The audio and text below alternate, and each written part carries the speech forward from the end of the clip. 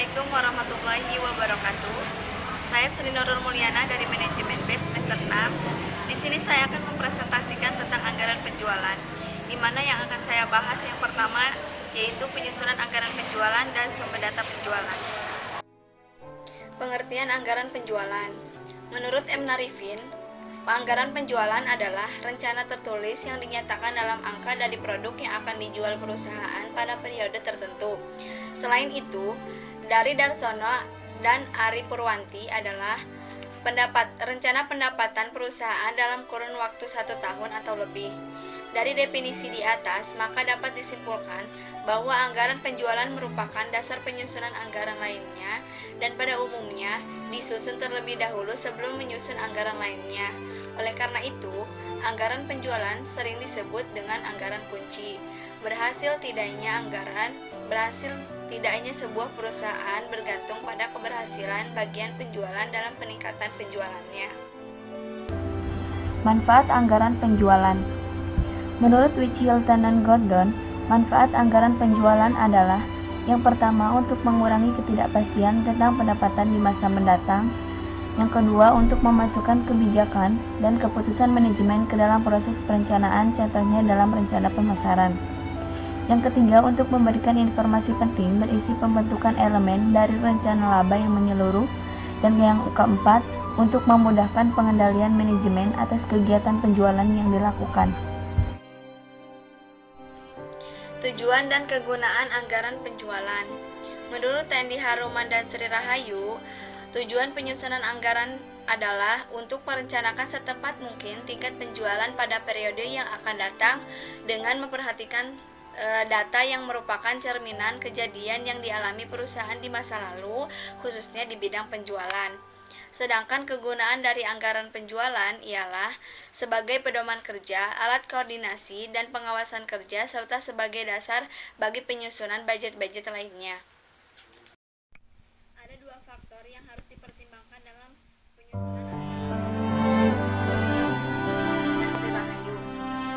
Yang pertama faktor internal dan yang kedua faktor eksternal. Yang faktor internal diantaranya yaitu penjualan tahun-tahun yang lalu, kebijakan perusahaan yang berhubungan dengan masalah penjualan, kapasitas produksi yang harus dimiliki serta kemungkinan seperluasnya, tenaga kerja yang tersedia baik jumlah dan keahliannya, modal kerja yang dimiliki perusahaan, dan fasilitas lain yang menunjang. Di sisi lain ada faktor eksternal, diantaranya keadaan persaingan di pasar. Yang selanjutnya posisi perusahaan dalam persaingan, tingkat pertumbuhan penduduk, elastisitas permintaan terhadap harga barang yang dihasilkan, dan kebijaksanaan pemerintah yang berpengaruh. Periode anggaran penjualan. Menurut Hilton dan Gordon, ada dua jenis anggaran penjualan, yaitu yang pertama anggaran penjualan jangka panjang dan anggaran penjualan jangka pendek. Anggaran penjualan jangka panjang yaitu yang sewaktu-waktu sesuai dengan corporate plan. Anggaran penjualan jangka panjang biasanya dalam jumlah tahunan dan menyangkut analisis mendalam mengenai potensi pasar di masa mendatang yang dapat diakibatkan oleh perubahan populasi, keadaan perekonomian, dan lain-lain. Dalam anggaran penjualan jangka pendek, anggaran penjualan yang periodenya biasanya hanya mencakup 1 tahun atau 12 bulan. Lalu dirinci lagi dalam triwulan atau bulanan. Anggaran penjualan jangka pendek harus disusun berdasarkan daerah pertanggungjawaban untuk memudahkan perencanaan dan pengendaliannya. Jangka waktu rencana penjualan. Berdasarkan jangka waktu penerapannya, rencana penjualan dibedakan menjadi dua macam rencana, yaitu rencana penjualan jangka menengah dan rencana penjualan tahunan. Yang pertama, rencana penjualan jangka menengah. Jangka waktu rencana penjualan jangka menengah berkisar sekitar 5 tahun. Menurut konsep manajemen by objective atau MBO, rencana jangka menengah disebut rencana strategik.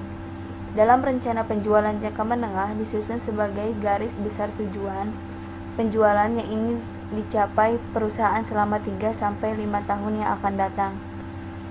Yang kedua, rencana penjualan tahunan. Rencana tahunan merupakan penjabaran rencana jangka menengah. tahun demi tahun.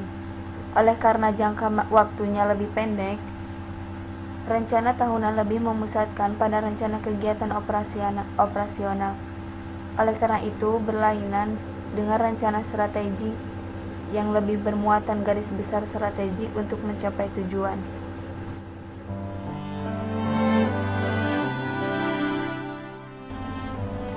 Menyusun strategi penjualan.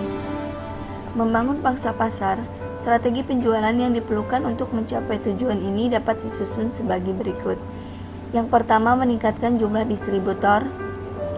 Dengan jumlah distributor lebih banyak diharapkan jumlah produk yang didistribusikan dan penyebaran produk keseluruhan daerah pemasaran meningkat.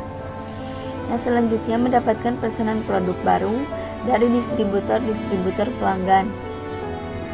Yang selanjutnya, meningkatkan distributor baru atau dalam jumlah tertentu menjadi pelanggan dengan jalan menawarkan harga produk, diskonto, dan syarat pembayaran yang kompetitif.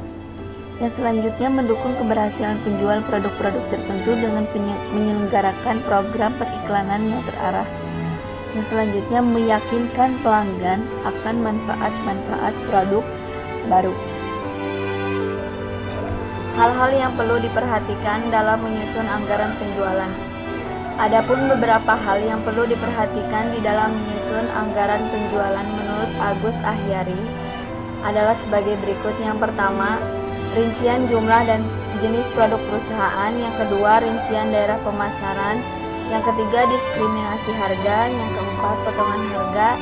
Dan yang kelima, rincian penjualan bulanan. Dengan mempertimbangkan kepada beberapa hal tersebut, maka anggaran penjualan produk perusahaan dapat disusun. Semakin jelas anggaran penjualan dalam perusahaan tersebut disajikan, semakin mudah pula manajemen perusahaan yang bersangkutan melaksanakan koordinasi dan pengawasan kegiatan penjualannya.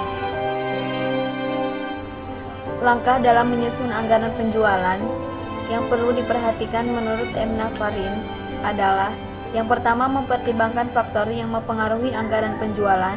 Yang kedua, menetapkan harga jual untuk produk tertentu dan daerah tertentu. Yang ketiga, membuat taksiran atau ramalan penjualan tiap jenis produk yang akan dijual dan penentuan produk yang akan dijual pada daerah tertentu. Yang keempat, memperhitungkan anggaran penjualan. Dan yang kelima, menyusun anggaran penjualan. Proses penyusunan anggaran. Secara garis besar, proses penyusunan anggaran terbagi menjadi dua, yaitu dari atas ke bawah dan dari bawah ke atas. Yang pertama, dari atas ke bawah, yaitu merupakan proses penyusunan anggaran tanpa penentuan tujuan sebelumnya dan tidak berlandaskan teori yang jelas. Proses penyusunan anggaran dari atas ke bawah ini secara garis besar berupa pemberian sejumlah uang dari pihak atasan kepada karyawannya agar menggunakan uang yang diberikan tersebut untuk menjalankan sebuah program. Terdapat 5 metode penyusunan anggaran dari atas ke bawah. Yang pertama, metode kemampuan. Yang kedua, metode pembagian semena-mena. Yang ketiga, metode presentasi penjualan. Yang keempat, melihat pesaing. Dan yang kelima, pengembalian investasi. Yang kedua, yaitu dari proses penyusunan penjualan dari bawah ke atas, yaitu merupakan proses penyusunan anggaran berdasarkan tujuan yang telah ditetapkan sebelumnya dan anggaran ditentukan belakangan setelah tujuan selesai disusun. Proses penyusunan anggaran dari bawah ke atas merupakan komunikasi strategi antara tujuan dengan anggaran. Terdapat 3 metode dasar proses penyusunan anggaran dari bawah ke atas, yaitu metode tujuan dan tugas, metode pengembalian berkala, metode perhitungan kuantitatif. Teknis dan contoh penyusunan anggaran penjualan ada 4 metode. Yang pertama, metode rata-rata bergerak. Yang kedua, metode trend moment. Yang ketiga, metode perkiraan asosiatif, regresi dan analisis korelasi. Dan yang keempat, metode analisis industri. Teknis dan contoh penyusunan anggaran penjualan. Yang pertama, dengan metode rata-rata bergerak. Contohnya, PT Ijaz Sentosa adalah perusahaan yang membuat topi. Berikut data penjualan 3 bulan terakhir. Tentukan penjualan bulan April. Bisa dilihat dalam tabel. Bulan Januari penjualannya 2000, Februari data penjualannya 2300, dan Maret 2450. Dengan penyelesaian dari rata-rata 3 bulan di atas, maka rata-rata yang diperoleh di bulan April yaitu 2250. Yang selanjutnya metode trend moment. Berikut adalah data penjualan PT IZ Sentosa dari tahun 2006 sampai 2011. Tentukan penjualan tahun 2012. Bisa dilihat dalam tabel. Tahun 2006 240 unit, tahun 2007 250 unit, tahun 2008 280 unit, tahun 2009 290 unit, tahun 2010 305 unit, 2011 330 unit. Berikut perhitungan untuk memudahkan metode trend moment. Bisa dilihat sigma Y-nya itu 1695, sigma X-nya 15, sigma XY-nya 4550, dan X kuadratnya 55. Ada perhitungan lain, yaitu dengan menggunakan data manual dengan rumus, yaitu dengan hasil perhitungan di atas bisa dilihat ini dianggarkan sebesar 350 unit pada tahun 2012. Metode perkiraan asosiatif, regresi, dan analisis kolerasi. Contohnya PT IZ Sentosa memproduksi topi yang ditunjukkan untuk pria usia 14 sampai 23 tahun. Selama bertahun-tahun perusahaan memiliki pengetahuan bahwa penjualan topi tersebut sangat dipengaruhi oleh pengeluaran iklan di majalah-majalah.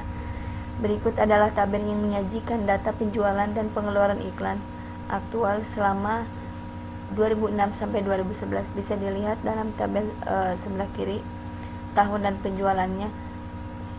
Yang selanjutnya yaitu berikut adalah tabel untuk memudahkan pencarian anggaran penjualan tahun 2012. Dapat kita lihat di sini X adalah penjualan dan Y adalah pengeluaran iklan. Y dapat ditentukan bebas oleh manajemen sehingga dampak dari perubahan Y adalah X akan mengikuti perubahan selama fleksibel berdasarkan perubahan Y. Yang selanjutnya memasukkan dalam rumus. Bisa dilihat di sini. Nah, dari data di atas maka dihasilkan 175.000 apabila dianggarkan pengeluaran iklan sebesar 175.000. Metode analisis industri.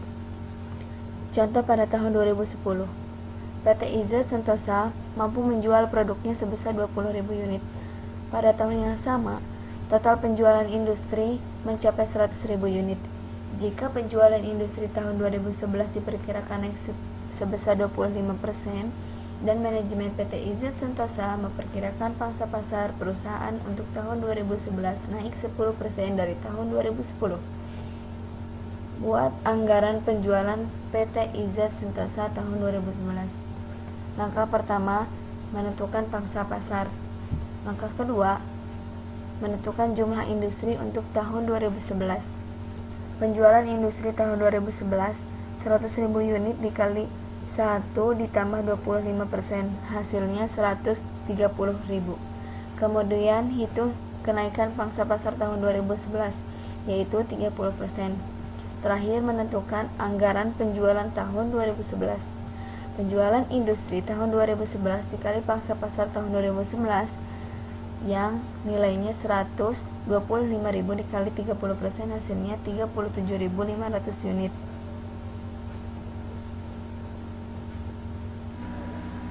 Alokasi anggaran. Setelah mengetahui beberapa anggaran yang dibutuhkan untuk melaksanakan program, hal selanjutnya adalah bagaimana mengalokasikan anggaran yang tersedia. Mengalokasikan anggaran berarti melakukan pembagian dana secara sistematis berdasarkan keseluruhan anggaran yang dimiliki perusahaan untuk melangsungkan program tersebut. Hal-hal yang perlu dipertimbangkan dalam mengalokasikan penganggaran mencakup potensial pasar, ukuran dan segmentasi pasar, kebijakan perusahaan, skala ekonomi periklanan, dan karakteristik perusahaan. Pembahasan yang kedua adalah sumber data. Sumber data utama untuk menyusun suatu proyek penjualan yaitu Ada sumber data internal perusahaan dan sumber data eksternal perusahaan. Sumber data internal perusahaan meliputi data jumlah penjualan masa lampau, data jumlah penjualan tiap daerah pemasaran, data jumlah penjualan bulanan atau tahunan, data jumlah penjualan tiap kelompok jalur distribusi, data jumlah penjualan bahan baku dan barang jadi, dan distribusi pemasaran di masa yang akan datang. Sumber data eksternal perusahaan meliputi semua faktor lingkungan perusahaan. Contohnya data jumlah volume pasar. Sekian presentasi dari saya. Apabila ada yang mau ditanyakan, silahkan dikomentari video saya. Wassalamualaikum warahmatullahi wabarakatuh.